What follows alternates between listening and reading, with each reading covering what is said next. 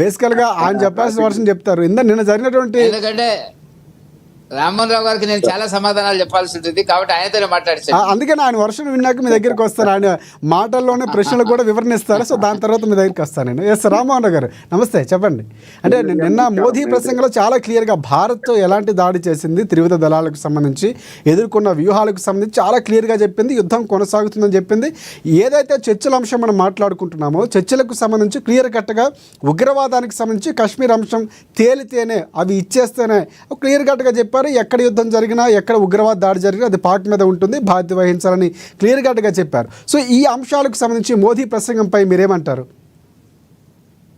రాజశేఖర్ గారు, మీకు పెద్దలు వెంకటరెడ్డి గారికి, ఎందుకంటే ఒక సామెత ఉంది తెలుగులో, ఇద్దరు మర్యాదస్తులు కలిస్తే 3 బాటలు అవుతాయట. అంటే నేను వెంకటరెడ్డి ఎదురైన వెంకటరెడ్డి గారు నమస్కారం నేనన్నా, వారు నాకు నమస్కారం అన్నారు.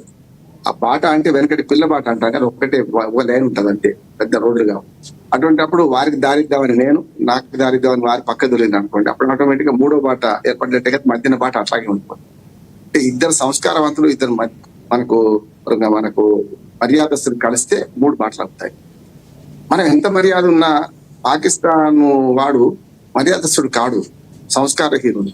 కనుక మనం ఎదురైతే వాడు బుద్ధలు రాసుకుంటూ పోతున్నాడు, తగిలించుకుంటూ పోతున్నాడు, పడేసి ప్రయత్నం చేస్తున్నాను మనం. అందుకని విఘ్న వెంకటరెడ్డి గారికి కృతజ్ఞతలు. ఎందుకంటే నన్ను మొదలు మాట్లాడడానికి అంగీకరించారు వారు. నేను ఏమంటున్నానంటే మొదలు మీరు అనగానే వెంటనే నేను మాట్లాడతా అనలేదు, అందుకని వారికి కృతజ్ఞతలు. ఇక నిన్నటి మోడీ ప్రసంగం గురించి వస్తారు.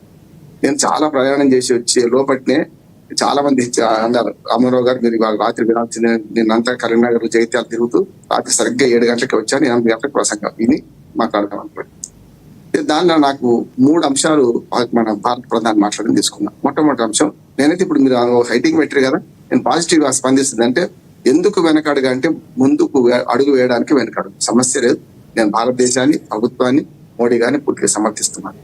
ఇంతకుముందు వెంకటరెడ్డి గారు అన్నట్టు నాకు కొన్ని ప్రశ్నలు ఉన్నాయి, ఆ ప్రశ్నలు కూడా వేస్తాను. మొదటిగా ప్రధానమంత్రి ప్రసంగాన్ని మనం స్థూలంగా తీసుకుందాం. ఏంటంటే ప్రధానమంత్రి ప్రసంగానికంటే ముందు ట్రంప్ మాట్లాడారు, దాన్ని కూడా మనం మాట్లాడుకోవాలి. ప్రధానమంత్రి ప్రసంగాన్ని తీసుకుంటే 3 అంశాలు మనం ఏమంటే, ఒకటేమో భారత సైన్యాన్ని సెల్యూట్ కొట్టాల్సింది మనందరం. ఆయన సెల్యూట్ కొట్టి మనం కూడా సెల్యూట్ కొట్టాలి. ఇంతకుముందు రాజశేఖర్ గారు మేము మొదట చెప్పారు, మనందరం సెల్యూట్ కొట్టాల్సింది. వాళ్ళ త్యాగాలు అపరిమితమైన, తక్కువది కాదు. కనుక నేనేమంటున్నానంటే వారికి మనం సెల్యూట్ కొడుతూనే 2 అంశాలు, ఒకటేమో వారు సెల్యూట్ కొడుతున్నాం, వారు ఏం చేశారో చెప్పారు. అంటే గత ఆపరేషన్ సింధూర్ 1, 2 పహల్గాం దాడి నుంచి మొన్నటి దాకా జరిగిన విషయాలన్నీ కూడా గతంలో సైన్యము, ఆ సైన్యాధికారులు, మన డీజీఎంఓల స్థాయిలో వివరించారు. దానికి అదనంగా చెప్పింది లేకుండా ప్రధానమంత్రి ఎండార్ట్ చేశారు. పూర్తిగా మనం దాన్ని అంగీకరించాలి. ఎందుకంటే ఇప్పటిదాకా రాజకీయ నాయకత్వం ఎండార్ట్ చేయడం ముఖ్యం అంటారు. సైన్యంతో పాటు మొత్తం సిరిసిలో చెప్పుకొచ్చిన తర్వాత ఏమైందంటే, తర్వాత మొదలు పెట్టారు. అసలు ఆయన మొదలు పెట్టేటప్పుడే పాకిస్తాన్ మనదే, షరతులు ఇక్కడి నుంచే మొదలవుతాయని మాట్లాడిండు. కానీ అంతకుముందు రోజు ఏదైతే 3 అంశాలు మాట్లాడినా అందులో ఒక అంశం మిస్ అయ్యిండు 2వ రోజు అంటున్నాను. ఈ మొత్తం భారతదేశ ప్రజల నుంచి ఉద్దేశించి మాట్లాడిన కన్నా ముందు, ఒక రోజు ముందు మోడీ గారు 3 అన్నారు. ఒకటేమో పాకిస్తాన్ మనదే, మన శత్రులే వాళ్ళ వర్తిస్తే వాళ్ళ శత్రులు మనకి ఏం పెడతారంటాడు.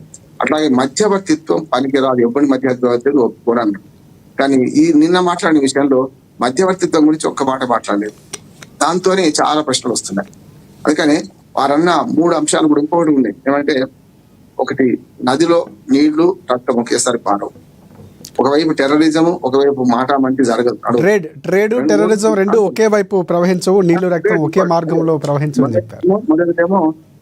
మొదటిదేమో మన ఉగ్రవాదము, ఏమో చర్చలు 2 ఒకే ఘాటు నెట్టకట్టం జరగవు.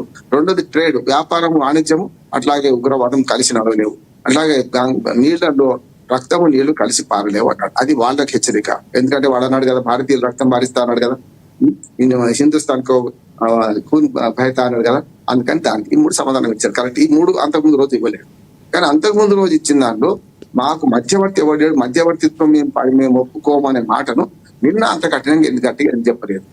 ఎందుకు చెప్పాల్సిన అవసరం ఉంది అంటే, ట్రంప్ అంతకుముందే ప్రధానమంత్రి ప్రసంగం కన్నా ముందే ట్రంప్ ఏం మాట్లాడిందంటే, నేను అణుయుద్ధం ఆపిన అంటాడు. నేను స్పష్టంగా చెప్తాను రాజశేఖర్ గారు, ఏ పాలకు ట్రంప్కి ఏం తేడా జరుగుతుంది. అంటే ఒక దేశ అధ్యక్షుడు అయింది కనుక ఆయన మాట విలువ కట్టాల్సి వస్తుంది అంతే తప్ప కేఏ పాల్ కూడా మొదటిసారి యుద్ధం ఆపిన అన్నాడు కదా, నేను అందరిని ఒప్పించిన అన్నాడు. అంటే చాలా వరకు చూసారు సోషల్ మీడియాలో ఇంతకీ యుద్ధం ఆపింది ఎవరు, కేఏ పాల్ లేకపోతే ట్రంప్ అన్నటువంటి ఒక కామెడీ చూస్తున్నాం కదా. నేను 2 రోజుల నుంచి అంటున్నాను, ఇప్పుడు కాదు అంతకుముందు కూడా చర్చలు కాల్పుల విరమణ మేమే చేసినా అని ఆయన అప్పుడే. అది అంత మనగాడైతే ఉక్రెయిన్ రష్యా యుద్ధం ఎందుకు ఆపలేకపోయాడు? ఎందుకు? ఎన్నికలకు ముందు చెప్పిండు, ఎన్నికల తర్వాత కూడా చెప్పిండు 3 రోజులు యుద్ధం అయిపోతే జో బైడెన్ పనికిరాని వాడు, అసమర్థుడు అన్నది కదా. సో ప్రత్యర్థులు కానీ లేకపోతే దేశాలు కానీ విచక్షణతో వారుకున్నటువంటి పరిస్థితులు వారు ఆగాలి తప్ప వేరే వాళ్ళ జోక్యం ఆపడం అనేది అంత సాధ్యం కాదు. ట్రంప్ అంటే ట్రంప్ ప్రత్యేకత అది.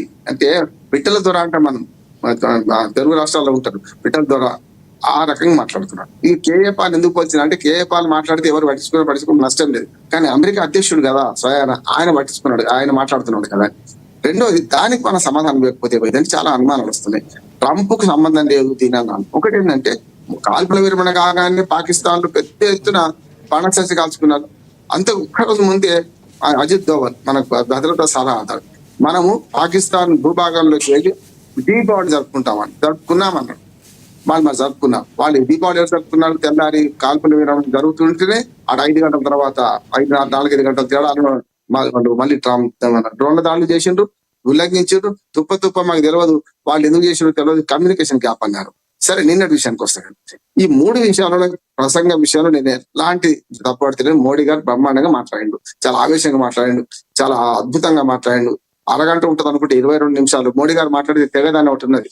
కేసీఆర్, మోడీ 2-3 ఉన్నారు, వీళ్ళు మాట్లాడితే పోతూనే ఉంటాయి. కథ కాళ్ళు ఉంటాయి అంటే గంటనే మాట్లాడితే ఎక్కడ మంచిని కూడా తాగరు వాళ్ళు. చాలా అనుకంటే మాట్లాడితే ఆ వాక్చాతుర్యాన్ని మనకు ఒప్పుకోవాలి, ప్రతిపక్షాలు చిత్తు కావాల్సిందే.